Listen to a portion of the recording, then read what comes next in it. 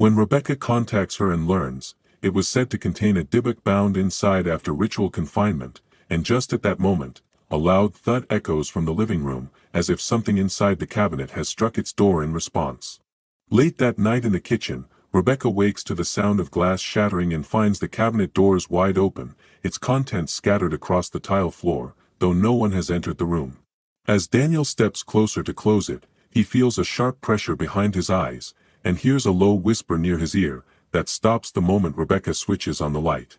The next evening in the living room, Aaron Feld, a spiritually grounded scholar, Daniel reluctantly consults, stands before the cabinet and explains that a Dybbuk seeks attachment when its confinement is disturbed. As he begins a quiet prayer near midnight, the room's temperature drops and the cabinet doors rattle violently. Daniel stiffens suddenly, as if listening to someone standing directly behind him, before collapsing to his knees and clutching his head as though something inside is pressing outward.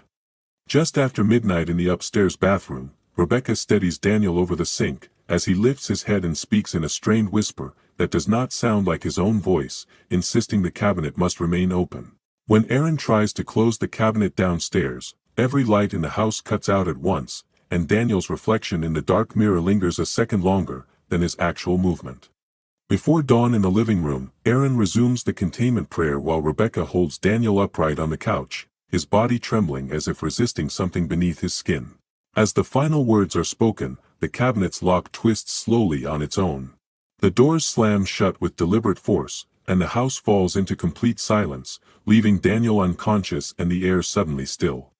Later that morning in the driveway, Aaron loads the sealed cabinet into his van, to remove it from the property, while Rebecca watches from the front steps, and Daniel, pale and withdrawn, avoids looking at the house windows. As the van pulls away and the home settles into ordinary daylight, Daniel pauses at the front door, his head tilts slightly, as if listening, and his lips move faintly, though no sound comes out. The containment had not expelled the Dybbuk from the house at all, it had simply transferred its confinement, and Daniel's sudden calm that morning was not recovery, but the quiet of something, no longer bound to wood. If the cabinet were in your living room tonight, would you dare open it, or pretend you never heard it move? Tell me in the comments, and follow, before something answers first.